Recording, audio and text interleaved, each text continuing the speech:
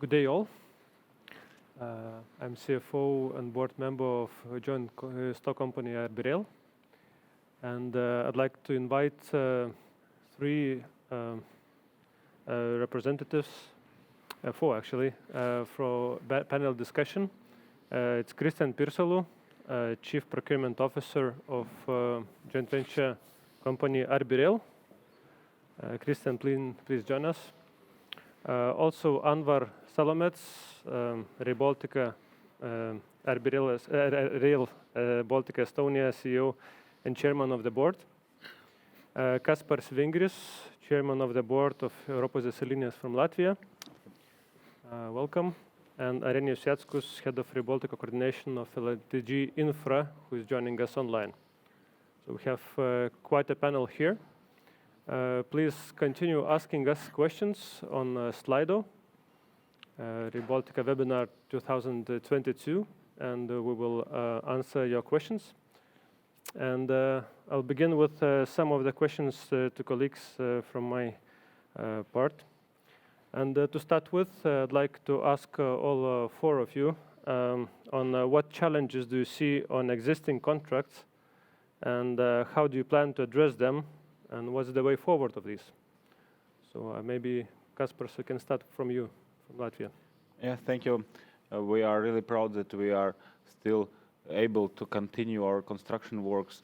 So I can say that short-term impact is not even, we can't yet evaluate the short-term impact since we just experienced pandemic and now we are entering in other crises. We are working according to our budget and time schedule. We are able to make indexation for price changes, but I can't yet tell you about long-term impact. This shall be assessed during next month. Okay, thank you. Anvar? Yeah, thanks. Actually, yeah, the first message what we gave to the market is that there will be no postponing inside our investment program. So definitely, as Kaspars already said, we will and we should prolong with the existing programs. And yes, there is the huge volatility, what we see. The prices of the construction inputs are changing rapidly, up and down. So there is no balance point reached yet.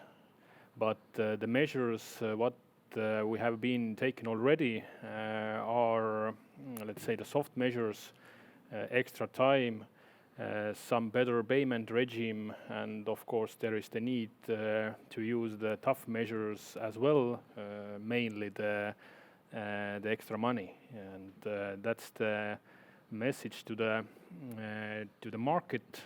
We see that all those contracts we have already have, let's say, quite a localized impact. So those mitigation measures I mentioned will mostly cover this volatility issue. Mm-hmm. Thank you. Arenijus, can I ask you from online on the existing contracts management? Yeah, thank you, Ignas. As my colleague said, today we already know that we have a situation. Yes, we have a situation which is not clear. We are not able today to do a very exact forecast how the situation will be developing and what we will have. So perhaps the main idea is, to understand the situation, to have a talk with our contractors, and to be ready to solve this, because, price is price, the market price, and of course it is necessary to pay this price. But as I said, it is in this situation new opportunities, and maybe it will appear that a new logistic chains will appear. Maybe it will appear that a new suppliers of materials will appear. And we know this. And perhaps only some time in the future we will be able to sit to speak and to find the solutions. Some instruments we have in the contracts. As well, the dialogue is going on with all institutions, how we need to treat the situation. And I'm really sure that with common efforts, we will be able to find solutions, how to move forward. But today, this day, everything is going on. And I think there is no any excuse to stop and to think what to do. Just to implement contracts, to work and to solve issues when they will be clear and the possible solutions will be there. Thanks. Thank you, Arenijus. Well said. Kristjan, from a rail perspective? Thank you. Yes, we have to, I believe, also keep in mind that different contracts, they have different input price and different structures. So some contracts may have more to do with certain metals, for instance, others more with concrete or some aggregates. Some are service contracts. So in that regard, it's very much at the moment case by case review of where the issues may be. But as colleagues have said as well, the market is very much volatile at the moment. So to have a standard solution ready in that regard is very tricky, to say the least. However, what we can do and what is key here is that to go on in that such kind of a volatile situation is to build in the ability to deal with the volatility itself as such. And that's the key here, to have these mechanisms available, to have these structures in the contract that allow us to do that. And we're not talking about just sort of particular item price or the particular item price increase. We're talking about the fluctuation up and down both directions. And until the market settles, it's simply the best way to deal with it is to build in the ability to deal with the volatility itself. Okay, thank you. I'll continue on the same topic with Kaspars maybe then. How, from your perspective, do you evaluate force majeure risk in your current contracts? Currently, actually, we are working and discussing with our partners individually, case by case. But those challenges actually are common for all Europe. Those are the same conditions, the same challenges. And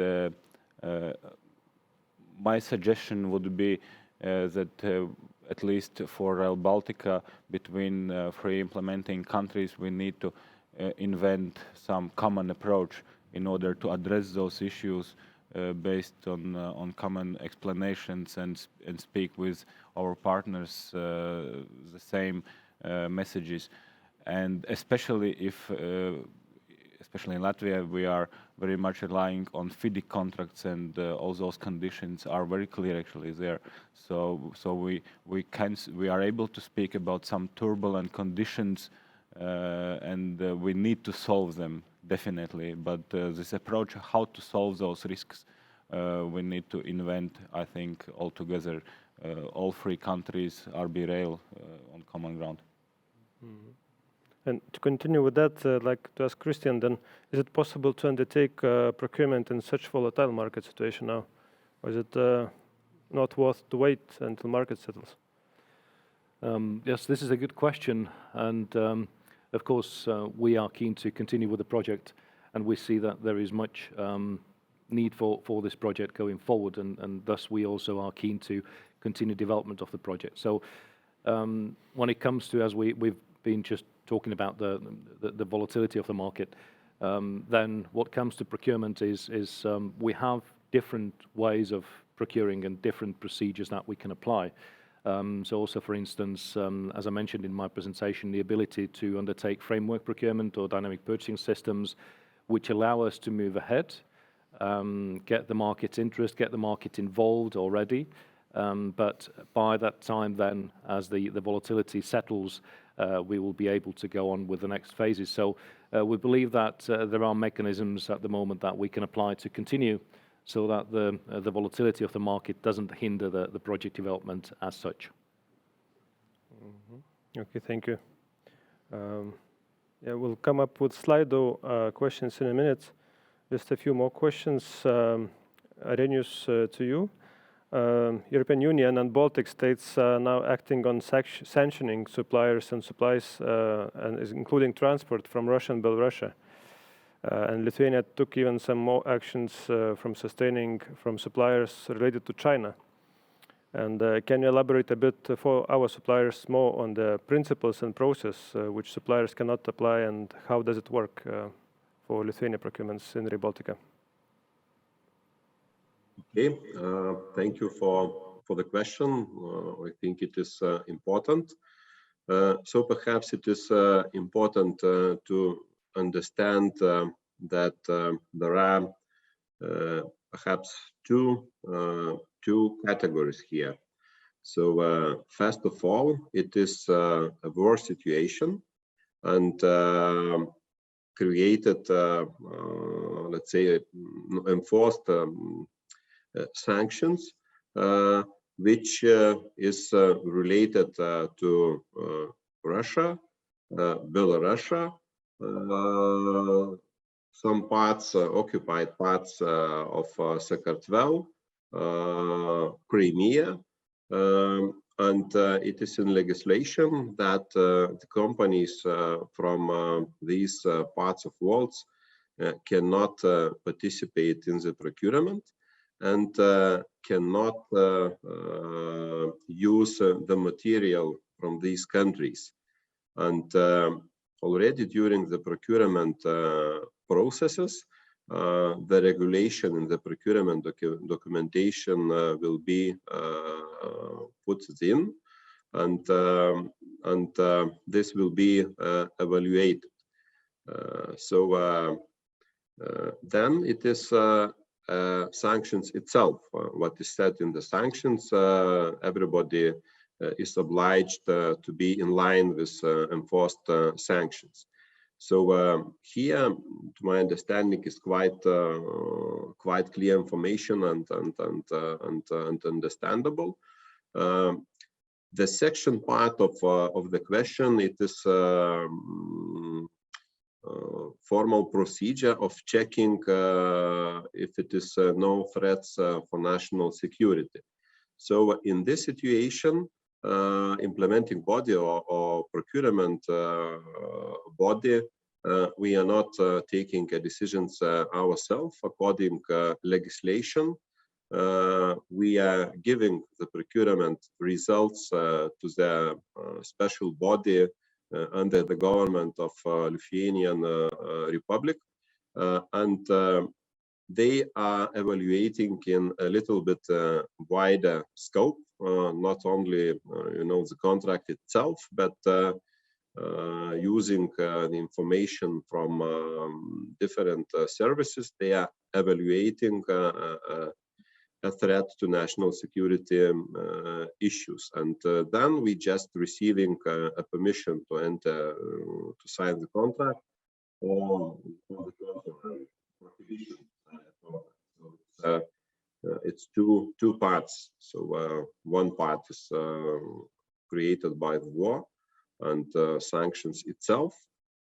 It's in legislation. It will be in the procurement documents, and the other is national security check in the office of Lithuanian government. If I answer it clearly. Yeah, thank you, Arenijus. Very clear. Probably the last question then on the sanctions, and Anvar, I'll come back to you very shortly. Just final question to Kristjan then. What actions has Rail Baltica project taken in the light of the Ukraine war and sanctions? Yes, this is a really important topic, and we noticed already before the breakout of the war, which nobody expected to happen in this day and age, that there were discussions about some potential sanctions from the EU that were requested also by Ukraine. So it wasn't a complete surprise to us, and therefore we were able to also act quickly following the breakout of the war when the sanctions were coming in. We also started to analyze from the Rail Baltica project perspective, what are the risks and what from the pragmatic project implementation point of view we need to do to relieve the risks of the project in terms of potential future eligibility issues, implementation issues, delays and so on. And so we have actually done quite a thorough analysis of project governance, national legislation, EU legislation and international legislation, including the World Trade Organization Government Procurement Agreement and so on. So where we are currently is, as I mentioned, we exclude obviously the Russian and Belarusian companies from our tenders. However, there are further restrictions that are possibly coming up as well and that we see are necessary to safeguard the project implementation and overall the EU taxpayer from the financing perspective. Therefore, these proposals we will also make from our side to the governments of the Baltic countries as well. So we have done a lot of work across the project together with our partners, and this work continues as we are here today. Okay, thank you. Anvar, from Estonia perspective, then can you name some opportunities for suppliers in Estonia in upcoming years, this year, next year? And can you elaborate more about upcoming procurements and especially about the construction in Ülemiste terminal? Yeah, thanks. Actually, Ülemiste is my personal favorite. But first of all, a few words about the procurement list, which will be, of course, extensive. Cannot wait the second half of the year and the next year. So, of course, on top of it, there is the Ülemiste terminal. There will be the remaining first priority objects procured already this year. We are talking about up to 10 viaducts, aqueducts, which should be procured, as said, this year. There will be the first stage of Muuga freight terminal construction tender, and of course the first construction sections of Rail Baltica main line. So it will definitely give a very good ground for the suppliers, for the contractors in the coming year, and as said, also at the end of this year. Okay. When it comes to the Ülemiste, of course, this is the flagship project, and even the 0 point of the Rail Baltica. Sorry, colleagues. But entrance. This is the entrance to the Rail Baltica in terms of passengers, but this is also the entrance or the new entrance to Estonia. Definitely a huge complexity of different engineering disciplines, but I believe this is what the market is keen on. And when it comes to the construction tender, the tender is already published. We as a procurement entity are waiting, let's say, a very tough bidding process or procedure, and of course next to the or near to the estimated budget.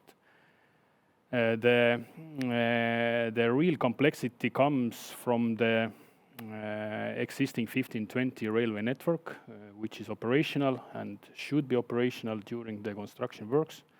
So this is the backbone, what actually drives all the stages and all the logic in terms of the construction works.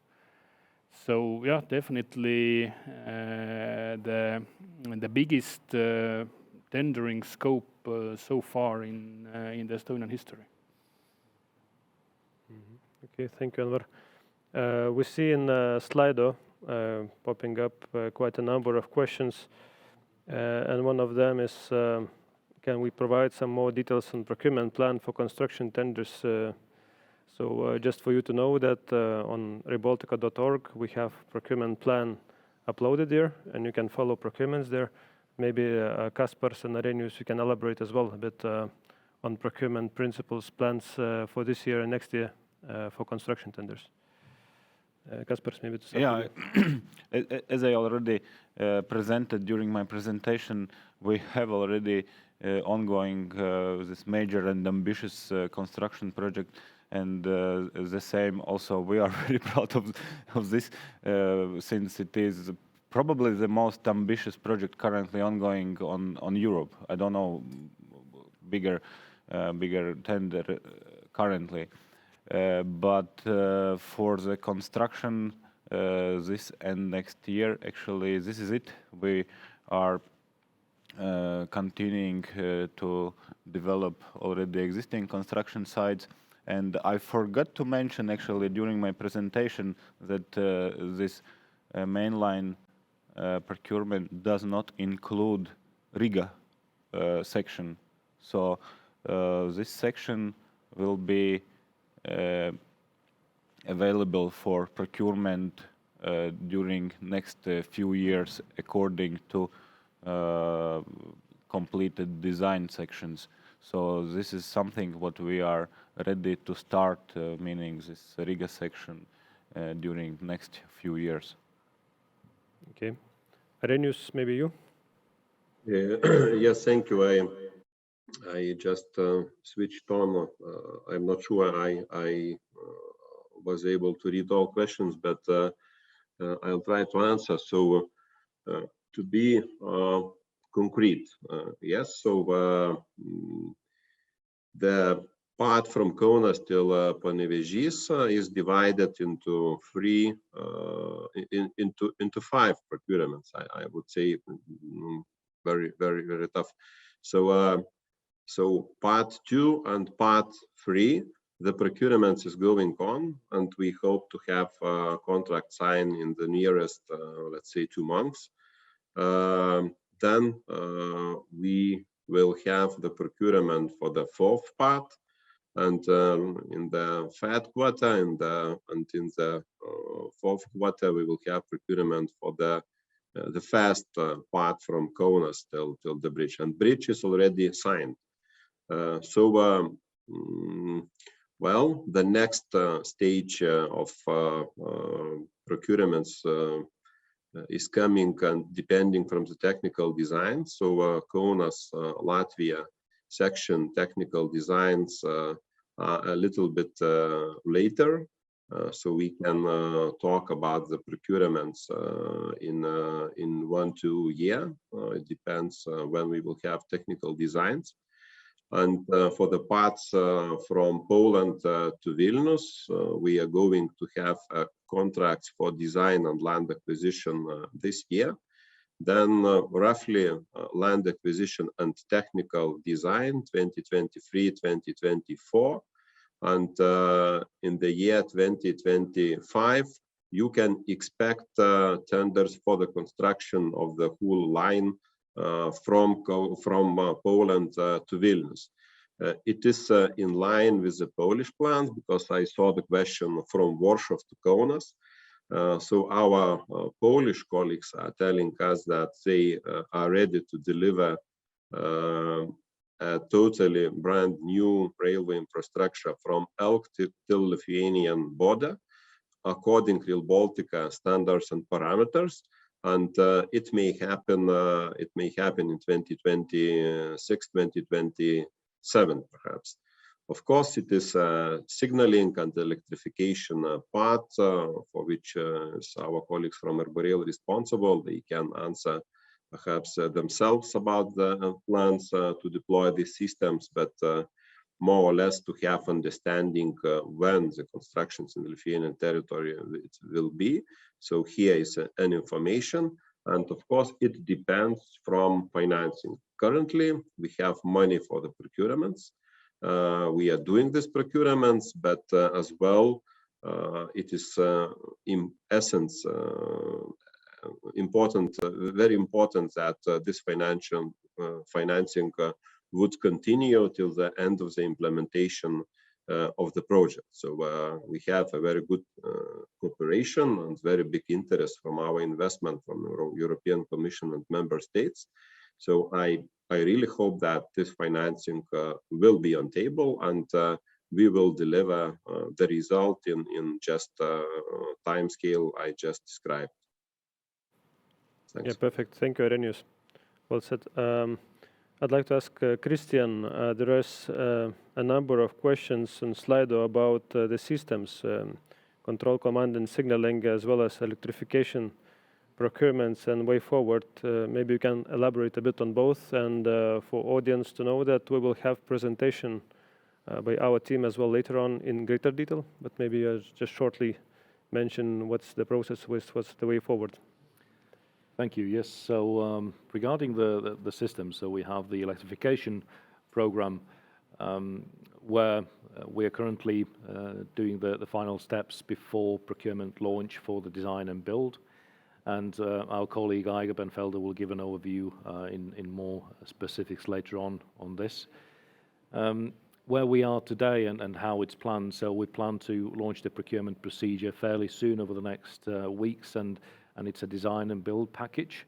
It's in one lot, so basically it's not divided into several parts. However, within the contract there is phasing, so the work and also the financing within the contract will happen in phases, as of course we have the financing iterations on how the project itself is financed from the European grants. So according to that, we have these financing iterations and phases within the contract. And you will hear, of course, later on from Aiga more detail on this. Regarding command, control and signaling, then there as well, we are currently working together with the CCS engineer who we got on board fairly recently as well, at the beginning of this year. And we're working together on building up the packages that need to be delivered as part of the design and build for that. What our aim is to build up to complete the package for procurement by the end of this year, and to launch the procurement of the CCS design and build packages beginning of next year. So please do keep yourself up to date with how and what we do. Of course, there will be further information that we'll give out as we go on and how the project develops further on this year. Thank you. Mm-hmm. Okay, thank you. Anvar, maybe you can help us to answer the Volodymyr question about the substations. So he's asking, how about high voltage electric substations? Do you plan to build new ones or connect the network to existing substations? Can you share more information? Yeah, actually, from the technical point of view, when we are talking about the public high voltage substations, there is the need to have all brand new ones. And as we have the Estonian example, there is already the agreements with the TSOs to build 2 of these new substations. So yeah, the answer is that according to my knowledge, in each country there should be the locations fixed, and according to those fixed locations there will be those new substations which will be connected to the public network. And for the audience, we have already signed in all 3 countries contracts with national TSO companies of energy to further develop the network. Arenijus, I'd like to ask you on future operations. There are a number of questions as well. Who is planning to buy rolling stock and on rolling stock plans, including there is a question about the language for operations for train dispatchers. Will be Estonian, Latvian, Lithuanian or English? Okay, thank you for the question. Well, we are developing infrastructure according legislation of European Union. This infrastructure will be open for all operators. So I don't think that I'm not sure that Infra as an infrastructure manager will not buy trains and will not operate in this network. So this network will be open for every operator who will want to operate here. Well, we have some cases in other countries with the public service operation contracts. It is perhaps too early to discuss here if it will be maybe necessary for some routes, but the idea is that we are developing infrastructure, paying a lot of attention to the operators. For them, this infrastructure shall be a good, comfortable, and cheap as possible to do business on this network. So the answer to that question about operations language, well, we still have time till infrastructure will be in place to answer to this question legally. But I can tell you that we have meetings every week with institutions responsible for infrastructure management. So it is ADSL in Latvia and RBE in Estonia. And we have on table these issues, not only the operational language, but all infrastructure, coordinated infrastructure management issues on table.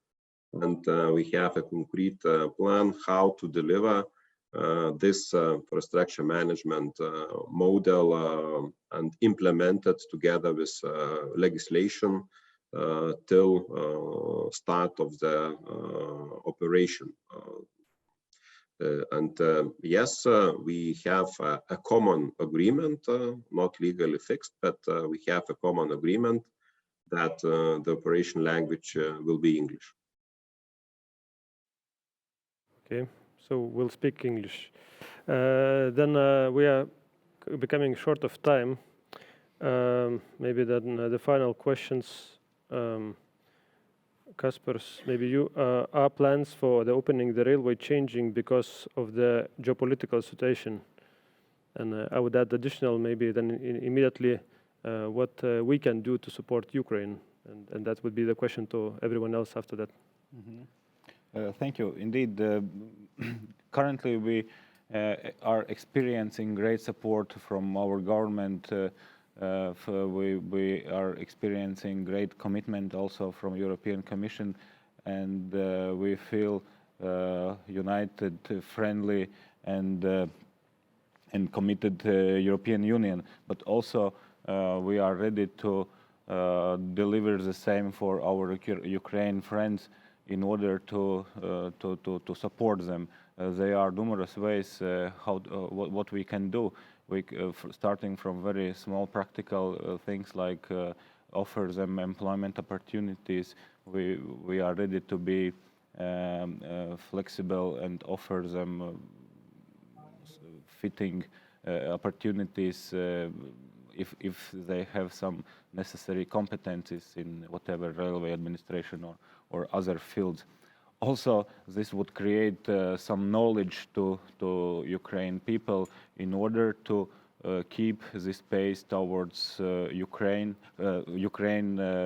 direction towards Europe, in order to, if future would allow us to create even new connection to Kiev, European railway connection, and this would reconnect Ukraine the same way as we are aiming currently to the Europe. Okay, thank you. Kristjan? Yes, thank you. So what we have done already in terms of the support, and not only, of course, because of moral and ethical reasons, but also for practical reasons, is apply restrictions. And we're working on proposals for future restrictions as well. So that's one thing, how the project side can support Ukraine and also support the project, and also support other suppliers that are from non-aggressor countries to have better opportunities in our tenders. And of course, this is work we continue doing. And of course, on the individual level, we all support in various ways, either donating or doing some activities for the benefit of Ukraine. So that is no less important than what we do on the project. So thank you. Okay, Anvar? Yeah, actually, from a very pragmatical point of view, I would say that we are already in a very good common ground, as Kristjan already explained several times. But on the other hand, we see that our Lithuanian colleagues have made one step further. So that's probably also the next step for the whole Rail Baltica family, to propose, or at least to make a proposal for the policymakers to get this picture aligned throughout the Rail Baltica or inside the Rail Baltica family in the same way. Okay. Arenijus? Yes, it's perhaps a question which arises to perhaps almost everybody today. So I fully join the idea set by my colleagues, and yeah, I am sure that already this fast part we already constructed for TN35 connection will definitely play its role in the all Baltic countries' security and Ukraine as well. But I think that first of all, we can help Ukrainians with implementing the project. So we need to do our job as good as we can. The same applies to the contractors. It's necessary to think about the implementation of the contract, not about the maximum, increase of profit, but just pay attention to implement the contract in time, in scope, in the budget. So here, how we can help Ukraine to do our job very well. I don't think that we need to go to fight or to do something like this, because everybody should do its job. Our job is to implement the project, and we need to do it as good as and as soon as we can. Yes, and maybe to think about the future as well. And I like very much the idea to connect here with Rail Baltica, and perhaps we will do this definitely. Yeah, thank you. So we see that geopolitical importance of Rail Baltica is even increased in this current geopolitical situation. So we're looking forward to implement Rail Baltica as soon as possible. And there is full commitment from European Commission, from the Baltic states, and Poland and Finland to implement this project, and we're looking forward for it. We have a number of questions as well still not answered on Slido. So we will upload on our webpage the questions and answer them so that everyone can have a look. And I thank to the suppliers who asked the questions. Thank you for the panel answering the questions, and gets back to you. Yes, this time testing new ways how to get to the stage. But so with this, and thank you once again also to the panelists and also moderator Ignas Degutis, the CFO of the joint venture. So we closed the first part. Yeah, and then just shortly looking back, and Arenijus, thank you. Yeah, also online, thank you very much for participating. But looking back on the first part, so we heard Agnes Drixner's speech as a joint venture CEO, stressing 3 points at least that I have particularly noted. One was on the, let's say, looking back at the quarterly progress, and that within the project has been significant.